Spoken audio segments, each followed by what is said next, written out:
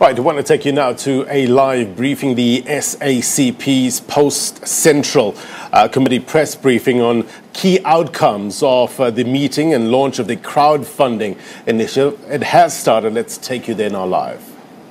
General Secretary Dr. Nzimande will present the statement of the key outcomes of the Central Committee meeting held on Friday and Saturday. We have national office bearers of the party present.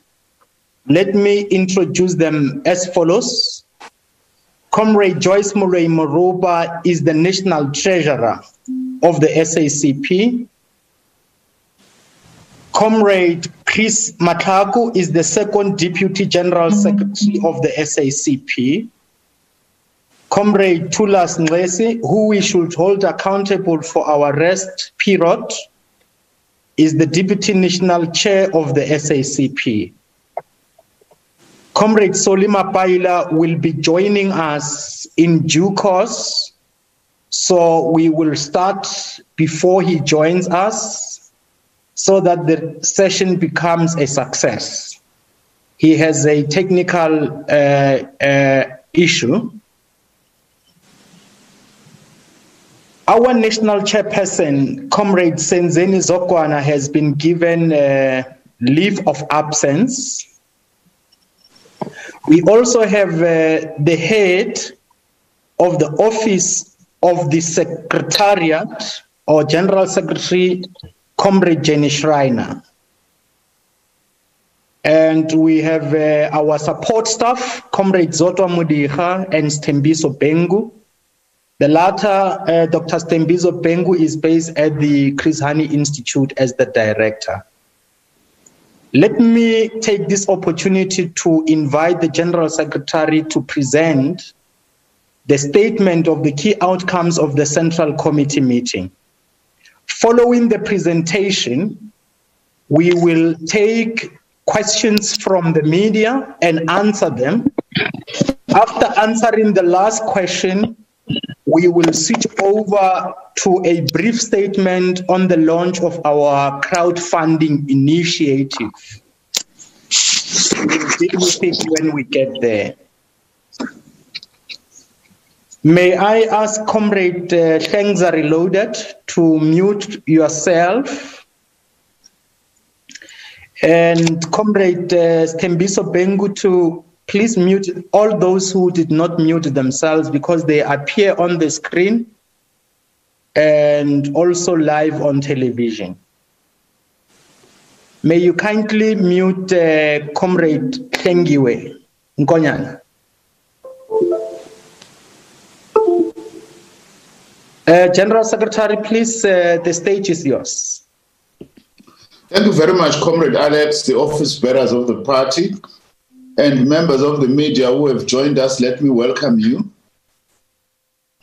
The SACP Central Committee met on Friday and Saturday, 18th to 19th of December 2020. We convened the last plenary session of the Central Committee for the year to evaluate 2020 and adopt the 2021 program of action.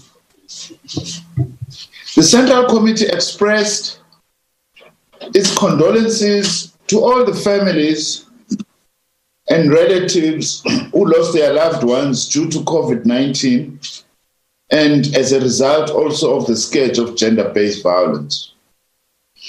As we concluded our Central Committee meeting yesterday, over 902,000 people were recorded to have contracted the virus in the country since March this year. The majority, over 784,000, recovered, while 24,285 died because of COVID-19 related illnesses. The SACP welcomes and commits to actively support the festive season measures announced by President Ramaphosa last week, to combat COVID-19. We urge the working class and all South Africans to comply with the COVID-19 regulations and basic hygiene measures especially also in the light of the threat of a second surge of infections. The Central Committee declared the SACP Centenary Year 2021, we're turning 100 next year. We've declared it the year of mass activism by the working class and poor, whilst at the same time strictly observing COVID-19 preventative protocols. And we will do this mainly through localized actions. In this year of mass activism, we'll be guided by our theme, Put People Before Profits. And this will involve, as a main objective, the forging of a broad popular left front, and also to enhance the capacity of the working class generally to increase in influence in society, especially in the light of what we see as a neoliberal onslaught and its austerity agenda, and also to mobilize the working class against corruption and against generally the undermining of its own interests. And we will elaborate shortly on these. The SACP 2021 Program of Action will encapsulate our Red October campaign 2020 to 2021 objectives, which is eradication of hunger, healthcare for all, human settlements, and water. The objectives of our program of action will also include deepening the campaign against interpersonal and gender-based violence and the campaign against retrenchment. We will also focus on supporting the implementation of the progressive pillars of the Economic Reconstruction and Recovery Program as supported by the network labor, business and community constituencies and announced by President Ramaphosa earlier in the year.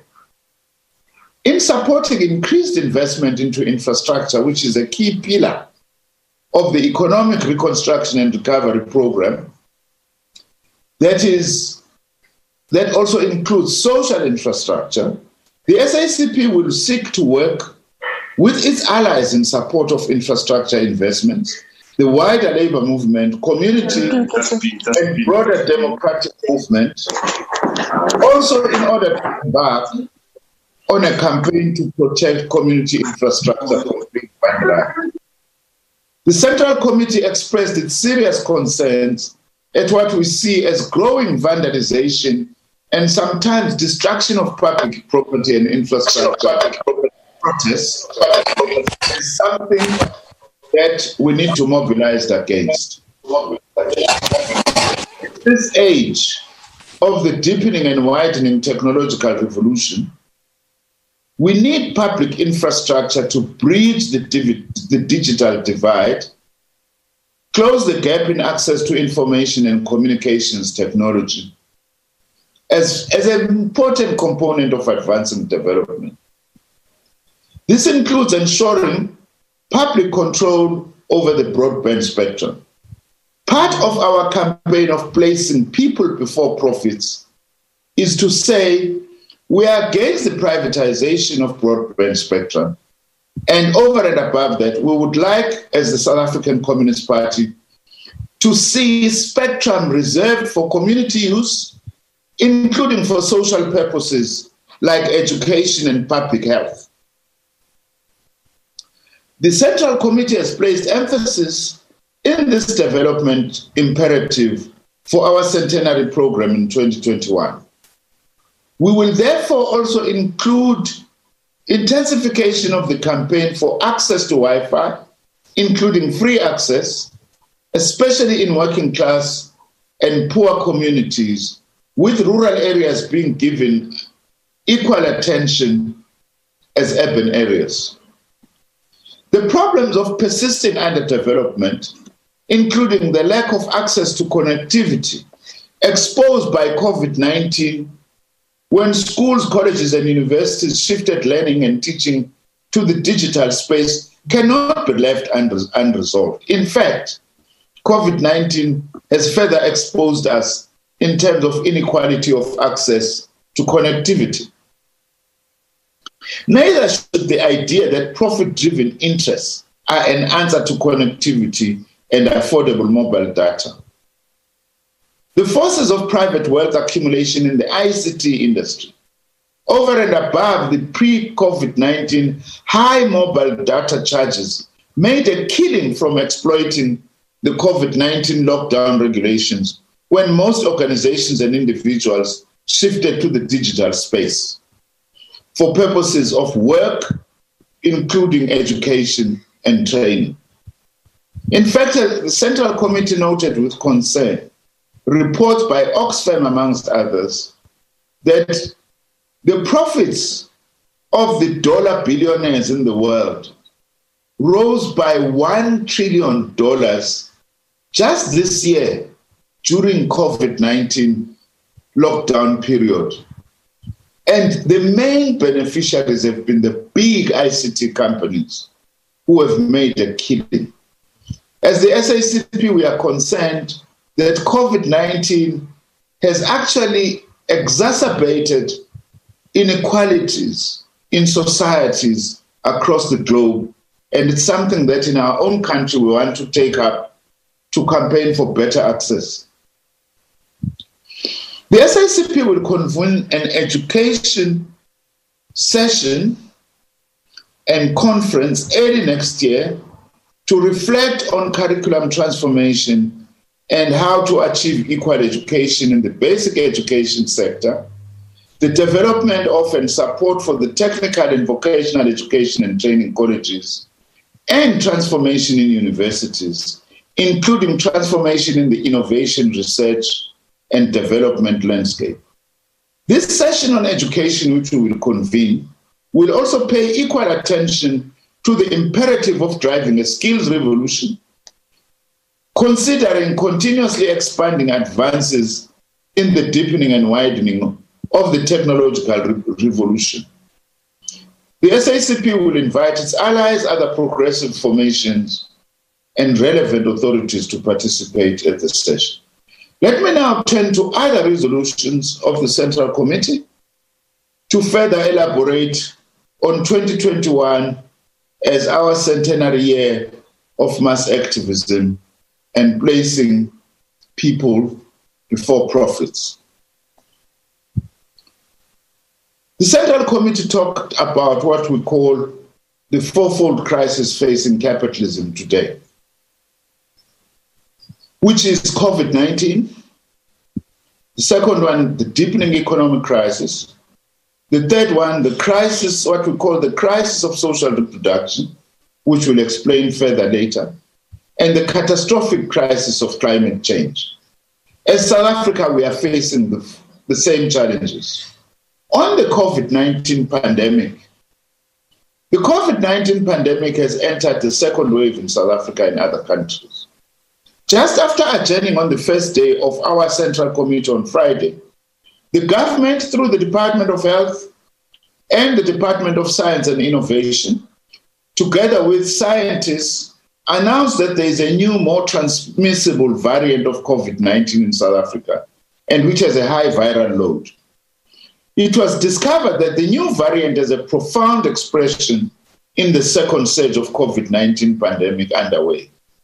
The Department of Science and Innovation supported and funded this scientific research process that has led to this discovery. In participating in this press conference, I myself, on behalf of government and my department in that instance, I pledged continued support for the scientific research to monitor the mutation of the virus as part of the wider government effort to contain the spread of COVID-19. The Central Committee then joined Dr. Mkhize, the Minister of Health, in his call to all the people in South Africa to comply with the COVID-19 preventative measures as announced by President Cyril Ramaphosa on the 14th of December 2020. And as the SACP, we are pledging our own support to these initiatives. The Central Committee reiterated the SACP's call for more decisive implementation of the National Health Insurance. Immediate implementation of the NHI, as we call it, is essential for the success of our national effort to contain the spread of COVID-19 and prepare the country to overcome any future pandemic outbreaks. The struggle for a national health insurance will be an important component of the SACP's 2021 Program of Action, our centenary year, to ensure that indeed, as a country, we do put people before profits. The SACP calls upon the World Health Organization to ensure that COVID-19 vaccine development is geared towards making the COVID-19 vaccine universally accessible as a public good. As the COVID-19 global pandemic crisis demonstrably underlined, any neglect of one part of the world will affect the entire world. So there must be equitable distribution of the vaccine worldwide. The Central Committee further denounced unscientific utterances promoting conspiracy theories and quakery, to be quite honest, against scientific vaccine development.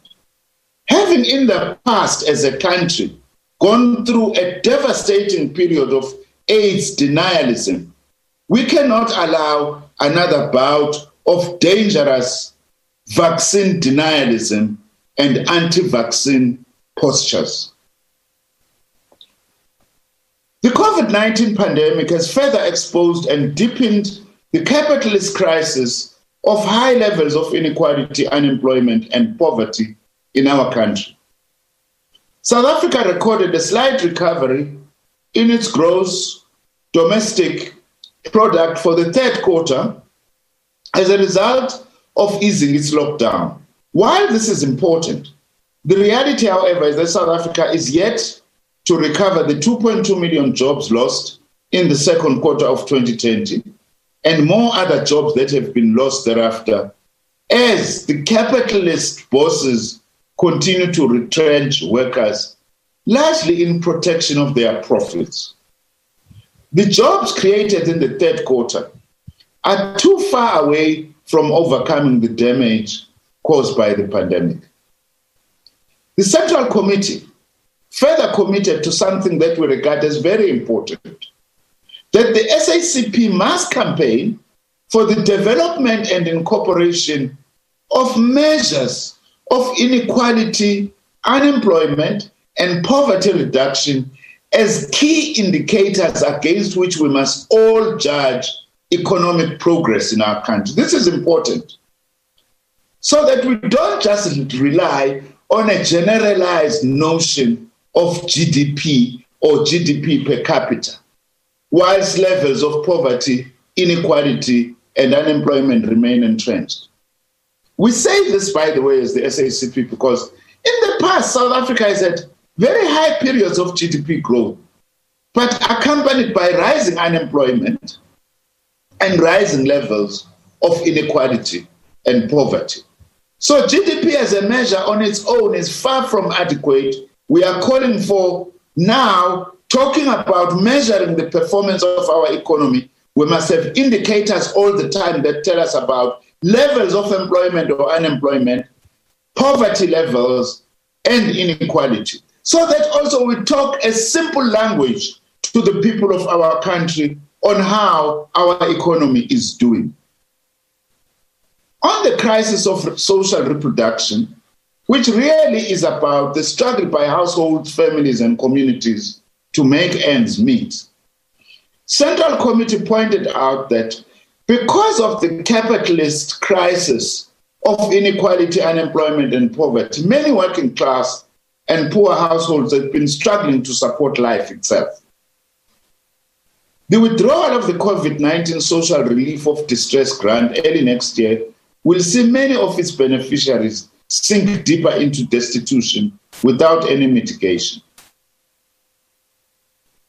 The implications for the government and society at large of the combined effects of the persisting high levels of inequality, unemployment, and poverty, and the impact of social reproduction crisis are unimaginable. It is therefore crucial for the working class to close ranks and confront neoliberalism and its austerity agenda. This is one of the key tasks the Central Committee reaffirmed and underlined for the SACP to deepen. The Central Committee reaffirmed the SACP's call to the entire progressive trade union movement to close ranks, irrespective of their affiliation to federations, and embark on joint actions to advance the collective interests of the workers and the poor in our country. As the SACP, we will be part of this effort to seek to unite the broader trade union movement to act in concert. While simultaneously campaigning for access to land through a more effective land redistribution program, including security of tenure and the growing of food, the SACP will also campaign for the sustenance of the COVID-19 social relief of distress grant. This will form part of our program of action towards the establishment of a universal income guarantee and the comprehensive social security system that the May 2019 election manifesto of the ANC committed to. Central Committee also spoke about the catastrophic crisis of climate change that continues globally without change, even after the lifting of the lockdown in many countries, without any change in the old environmentally destructive patterns of capitalist production and consumption. Capitalist bosses are interested in profit-making and maximization rather than in protecting and reversing climate change, slowing down and stopping global warming, and ensuring decent standards of living for the workers, their families, and the community. This underlines our theme for next year: put people before profits. To protect life, working class unity to roll back the catastrophic crisis of climate change is essential. The Central Committee will be identifying South Africa's environmental hotspots, for example, in places like the Wentworth community in eThekwini, in KwaZulu-Natal province, Sasolburg in the Free State, and the highly polluted Mpumalanga province. The SACP will work with communities and progressive environmental NGOs to confront environmental destruction. The Wentworth community, for instance, has for years been fighting a lone battle against the toxic environment they find themselves faced with. This time around, the SACP is drawing a red line. We will support the Wentworth community as well as other communities in their struggle against their environment that is being polluted. Central Committee also spoke at length about the damage caused by state capture and especially the issue of what we see as the destruction of many Black professionals. The destruction caused by state capture goes far beyond what many fully realize. One sector of society that has been hugely and negatively affected has been Black professionals and managers that we so carefully sought to nurture and grow since 1994. As shown through the Zondo Commission and other commissions of inquiry as appointed by the President, is that many Black professionals have had their careers destroyed or compromised, either through their own collusion, some of them, in corrupt activities, or others being victimized for their principled stance against corruption. This has been the case in many of our state-owned entities and other public institutions, including in places like the public broadcaster, the SABC. In fact, corruption and state capture has caused havoc in destroying careers of many Black professionals and managers. It's a matter that we are concerned about as the SACP, because we are concerned about building the capacity of the state with competent professionals and managers. State capture and corruption has also involved the forging of patronage networks, paying bribe, tax, and rent, having due processes manipulated or circumvented, governance decay and mismanagement, the co-opting of professionals and managers, and the other rot exposed through various public investigations. The capture has been at the heart of destroying state capacity, and as I have said, with many Black professionals and managers as collateral damage. The year 2020 saw some important and significant progress in exposing those involved or complicit in corruption.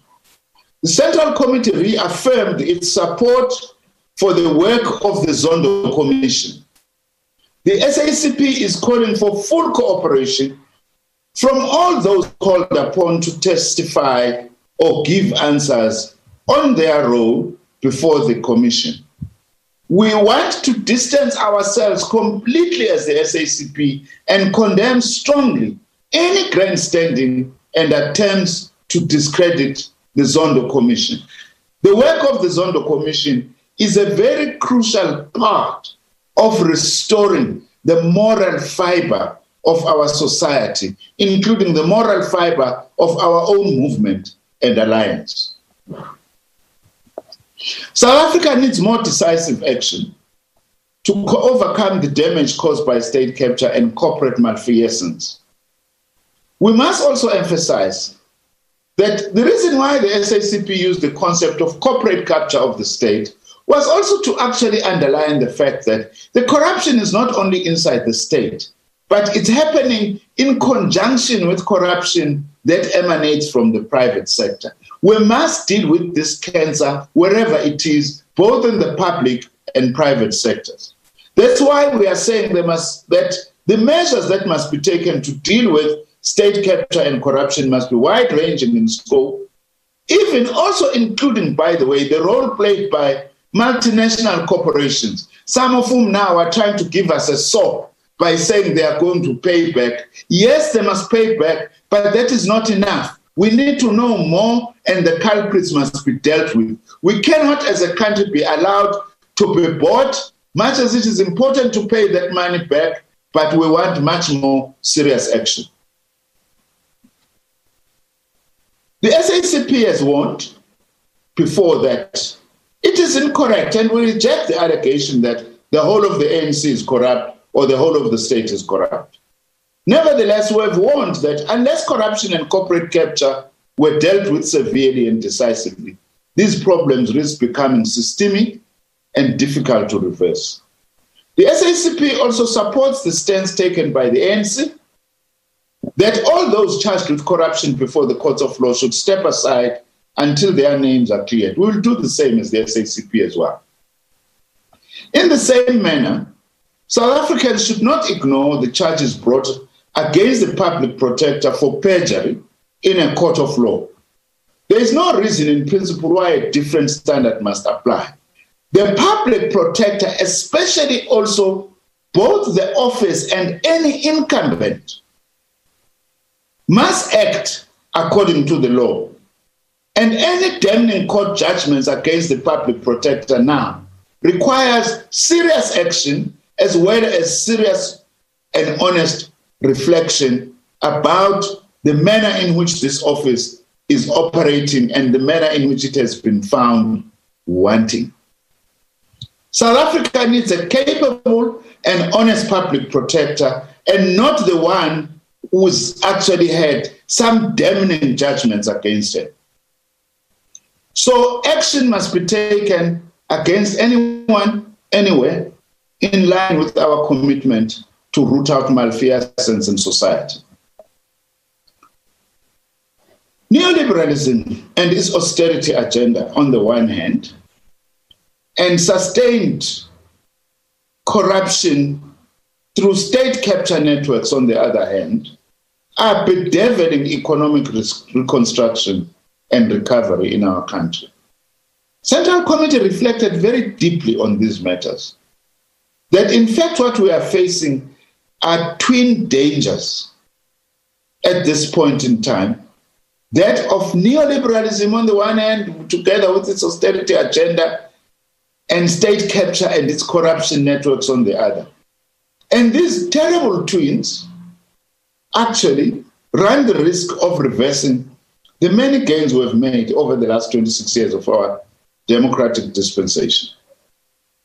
Fiscal consolidation through austerity, or austerity through fiscal consolidation, whatever fancy name you call it, results in a common outcome, that of cuts in budgets affecting social and other developmental spending with negative consequences for economic development. The agenda was, and still is, unfortunately, that is supporting neoliberal policy emanating from the National Treasury. The SACP has consistently stated its displeasure that some of these policies being pursued are a copy and paste from the neoliberal policies as advanced by the Paris-based OECD and the Washington-based International Monetary Fund. Just as the SACP said in the wake of the adoption of GEAR in 1996, neoliberal policies are wholly inappropriate for a country like South Africa, and they are not an answer to the huge developmental challenges that we face as a country. The budget cuts to fund SAA, for instance, were also deliberately designed to provoke outrage that spurs on the privatization agenda as an alternative to fiscal funding of state-owned enterprises. While the ANC and the Alliance called for support to ensure that the SAA business rescue process becomes successful, we never said National Treasury must cut the budgets for social services and other developmental imperatives. The budgeting process reflected, more than anything else, this attempt to impose a neoliberal policy like it happened in 1996 and an austerity agenda. It is the SACP's considered view, as articulated by the Central Committee, that a radical transformation of the National Treasury to rid it of its neoliberal paradigm is essential. And as the SACP, the Central Committee decided, we are going to be squarely placing this issue on the agenda for priority discussion in our alliance. The austerity agenda is being pushed also through the counter-application in the Public Service and Administration Wage Bill dispute, culminating in the judgment delivered by the Labour Appeal Court this week, which to us as the SACP deals a serious blow to South Africa's collective bargaining system. While we respect the judiciary, the reality is that this judgment does not represent a shadow of the resolution of this dispute, unfortunately, as the primary problem remains. The SACP expressed its active solidarity with and will continue its active support for the workers. This will include support for the trade union movement and also approaches to the Constitutional Court. Should the matter remain unresolved, the SACP will support the united action of the labour movement in calling for fresh negotiations to ensure that there is a collective bargaining agreement covering the affected period of wage adjustments. The Central Committee put it very strongly, its view, that it is better for all parties or for both parties in the public sector dispute to engage rather than to embark on actions that threaten the collective bargaining system that South Africa's working class spent decades fighting for and out of which serious sacrifices were made. In other words, as the SACP, we are of the view, irrespective of the outcome of any court case, it's not going to resolve the fundamental problem of the necessity to engage. While we respect the judiciary and its independence, as we have said, the Central Committee disagrees with the comments of the Labour Appeal Court simplistically likening wage adjustments for workers to social grants. Important as social grants are, wage increases are a right or at least an entitlement based on the rendering of the required labor in return for remuneration. The challenge for negotiations in both the public and the private sector in a period of hardship must not be compounded by the threats posed to the institution of collective bargaining. On the Economic Reconstruction and Recovery Program, the success of the government's Economic Reconstruction and Recovery Plan lies in its potential to overcome the persisting high levels of inequality, unemployment, and poverty, thus relieving many households and families from the pressures of being unable to put food on the table. We are very pleased that this Economic Reconstruction and Recovery Program has and also continues to be consulted upon by the social partners at NETLEC. More of these consultations are needed to ensure economic reconstruction, recovery, and development so that we are able to confront the challenges of inequality, unemployment, and poverty. The SACP welcomes the prioritization of infrastructure spending in the Economic Reconstruction and Recovery Program. However, reliance on financialization, to put it differently and simply, reliance on problematic ways of funding infrastructure or lack of investment into infrastructure as a result of the investment strike by the financial sector will prove to be a problem. The SACP calls upon government to take measures to put pressure on the financial sector to release the billions, if not trillions of rands of monies in pension and retirement funds that remain uninvested. In fact, if there is one crime against the people of South Africa by the financial sector, is the trillions and trillions of rands that remain uninvested when the country's productive economy is battling and when we are facing such high levels of unemployment.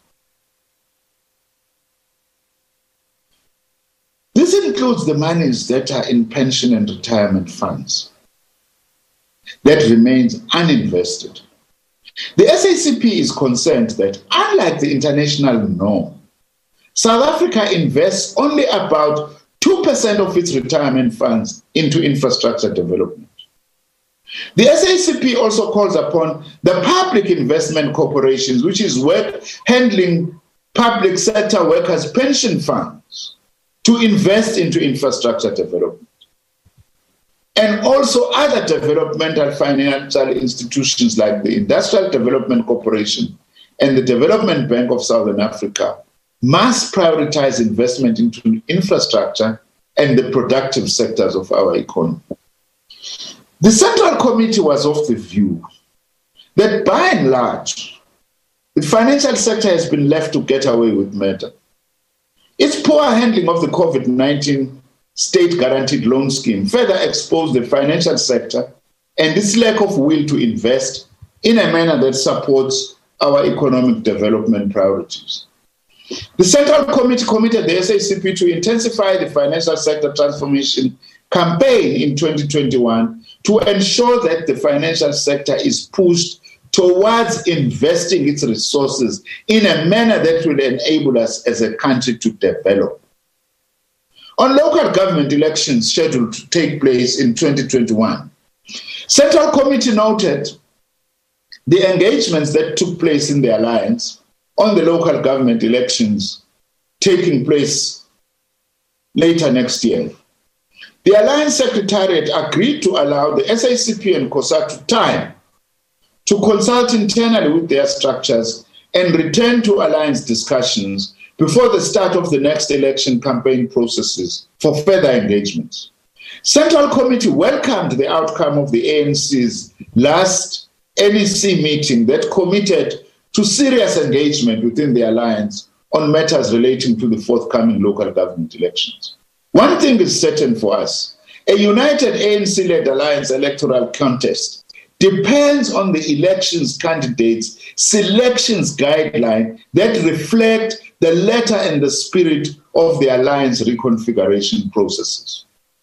As per the SACP and COSATU joint statement after our bilateral meeting that we issued on the 1st of December 2020, as the two working class formations in the alliance, we are at one on the necessity for a reconfigured alliance and inclusive alliance electoral processes.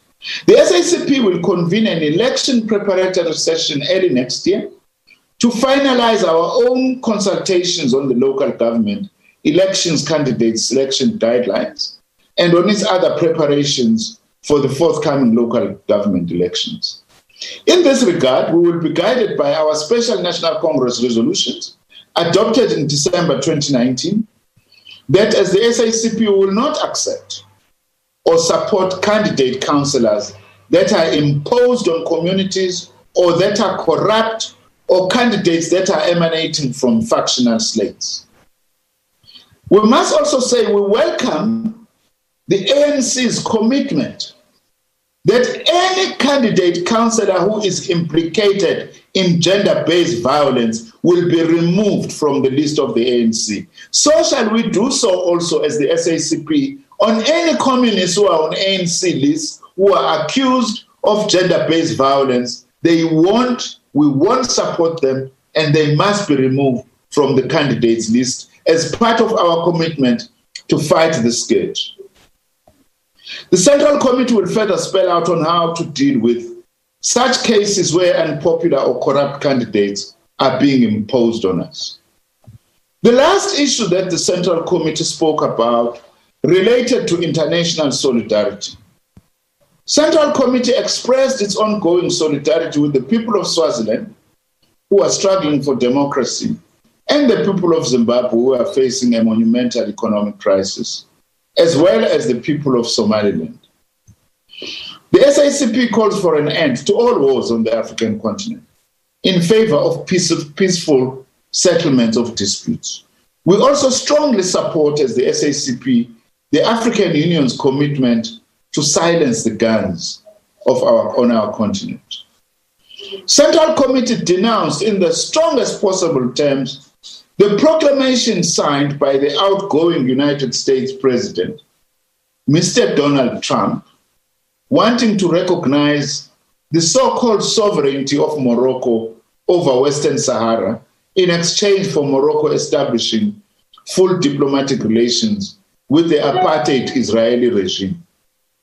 Central Committee expressed solidarity with the people of Western Sahara and Palestine and called upon Morocco and Israel to end their respective occupation of Western Sahara and Palestinian territories. SACP Central Committee also congratulates the left in Kerala, including the Communist parties of India, for their decisive victories in the recently held elections, and also congratulated the Movement for Socialism for its electoral victory in Bolivia.